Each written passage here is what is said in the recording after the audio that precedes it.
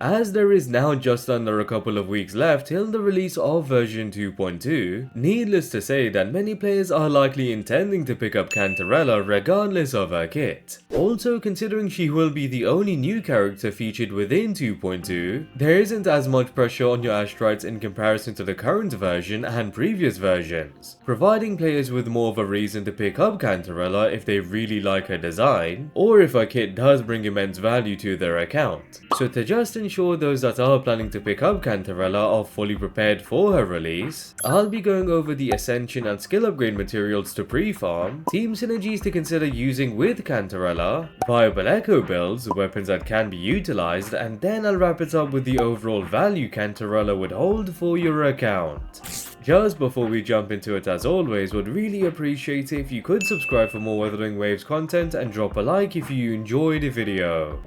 Now, regarding the Ascension and skill upgrade materials, Cantarella would require polygon cores that you can pick up through defeating specific enemies that you can track in your guidebook, or you can simply convert other materials you are stacked up on into polygon cores. Then, considering Cantarella is a rectifier character, as usual she will require those helixes that can only be picked up through the forgery challenge. As for the open world boss material, Cantarella will need 46 cleansing conches from the Lorelei boss, and now as for the weekly boss, supposedly we will be receiving a new weekly boss in 2.2 that will drop the Ascension materials Cantarella will require. In addition, the usual 60 open world materials to collect is also locked behind version 2.2. So aside from the weekly boss material and open world materials to collect, those would be the materials you can aim to pre-farm before the release of Cantarella, and as always, a friendly reminder that you will require roughly 2.2 million credits to max out Cantarella. Now moving on to Cantarella's team synergies, before anything I do want to mention, as I did in my previous Cantarella video, of course nothing is confirmed, but she will likely go through the same experience that Zhezhi went through. In other words, Cantarella is releasing before the character that she will synergize the most with, and who that character will be is likely Frolova. The reason being is that Cantarella is going to be another Havoc sub DPS alongside Rochia. But since Rochia is already the dedicated partner for Camellia, which is currently the only premium Havoc DPS, then it means Cantarella is meant to be paired with another Havoc DPS, and to which I believe will be Frolova. So just like Zhezhi released before Carlotta, Cantarella is releasing before Frolova, and I expect both will perform at their very best beside each other. Which means if you are interested in either of them, then it's wise to consider picking up both characters. Now aside from that, and as for who else Cantarella will be able to synergize with, given she is a Havoc sub DPS, it means that she would synergize along with pretty much every other Havoc DPS, ranging from Havoc Rover to Jiyan, and even though there are better compositions, Cantarella of course would still synergize with Camellia since she will boost Havoc damage. In addition, as Cantarella is meant to be another sub DPS with an outro skill that provides multiple buffs, I did mention in my previous Cantarella video that she is also expected to deal coordinated attacks in order to be as different as possible to Rochia. With that, Cantarella should be able to synergize alongside characters such as Jinxin and Carlotta extremely well, given she can deal damage off field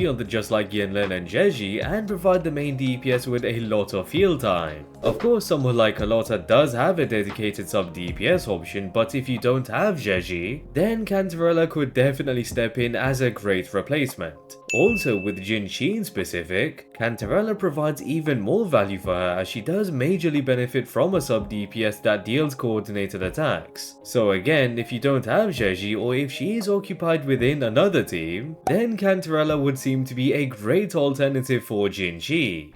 As for Cantarella's viable echo builds, there will be a few different choices to go with depending on the composition you intend to utilize. If you do choose to play Cantarella alongside a Havoc main DPS such as Camellia or Jiyan, then the Midnight Veil 5-piece set would be the best build to go with, considering the 2-piece effect provides a 10% Havoc damage bonus, and with the 5-piece effect, the outro skill deals an additional 480% Havoc damage to surrounding enemies, and the incoming resonator receives receives a 15% Havoc damage bonus. So pretty much an increase in DPS for both Cantarella and the Havoc main DPS allows this to be an amazing set overall. Alternatively, if you do utilize Cantarella alongside a non-Havoc DPS such as Jinxi or Carlotta, then it would be better to opt for the Empyrean Anthem set. Considering the 2-piece effect increases energy regen by 10%, and as for the 5-piece effect, it increases coordinated attack damage by 80% and the active resonator's attack by 20% when coordinated attacks deal a critical hit. So just like other sub-DPS characters that deal coordinated attacks, Cantarella will definitely benefit from this set, as she would be capable of dealing much more damage through coordinated attacks along with still buffing the main DPS. Lastly, the old reliable Moonlit Clouds would certainly be a solid option for hypercarry compositions, as it can be utilized to focus on allowing your main DPS to deal the most damage possible. Additionally, you can comfortably use the Moonlit Clouds if you are still farming for either of the new sets in Renacita, which I'm sure majority of players can surely provide to Cantarella, as it did release back in 1.0. Now, in regards to the echo stats to prioritize, the 4 cost as usual would require either crit rate or crit damage, the 3 cost would require havoc damage bonus, and as always, the 1 cost echoes would definitely want attack percent. As for the sub stats to aim for, crit rate and crit damage would be priority as standard, then of course attack percent, energy regen, and basic attack damage bonus. Now as for the weapons that Cantarella can utilize, as always the signature will provide the most value, and so if you do want the best performance from Cantarella, it is of course advised to pick it up. But considering the potential characters dropping from 2.3 onwards are going to be extremely valuable, it might be better to then skip the signature to save for those characters. So then, as an alternative, as you can expect, the String Master would be an amazing option as usual for any Rectifier DPS, given its massive 36% crit rate main stat and versatile passive,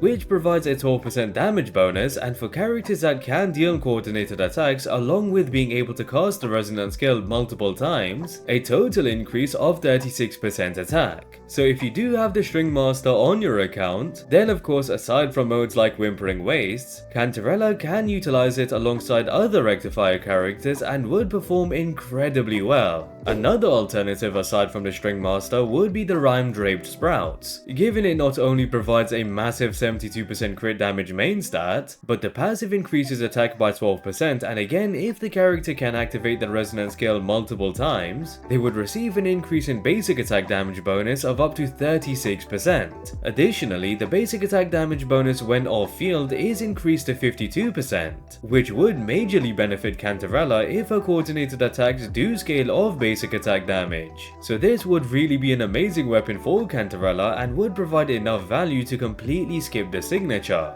But it all depends on whether she can activate multiple resonance skills in order to fully utilize the passive. Lastly, the Cosmic Ripples could be a solid last resort considering its massive attack percent main stat, along with the passive providing energy regen and basic attack damage bonus, which are some stats that Cantarella would greatly benefit from. With 4-star alternatives, it would be the usual Augment and Fusion Accretion that would be viable, but just bear in mind they wouldn't be the best overall since they have much less base attack than 5-star weapons. So with that, there are a handful of amazing options for Cantarella that are currently available, and if you have either the String Master or Rhyme Draped Sprouts in specific, then as great as the signature would obviously be for Cantarella, you can more or less skip. Unless you do intend to utilize multiple Rectifier characters in Whimpering Wastes, or you simply want your Cantarella to perform at her very best.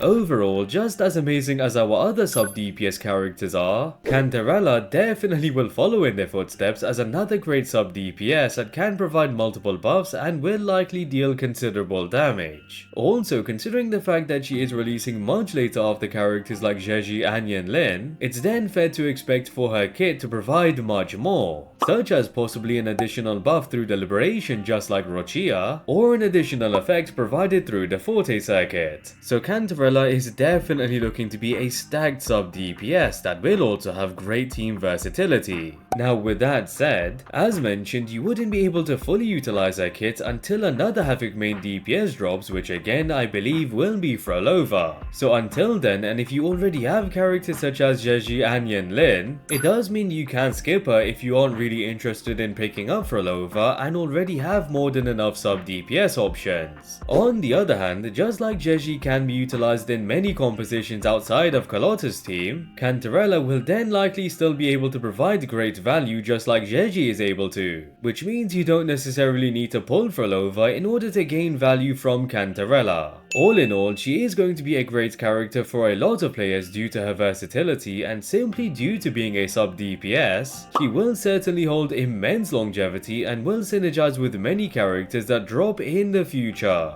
And with that, I hope you guys enjoyed the video. I'd really appreciate it if you could subscribe for more WutheringWaves content, and if you enjoyed the video, drop a like. Also drop a comment down below on whether you are going for Cantarella or will you be skipping. And yeah, I hope to catch you guys later.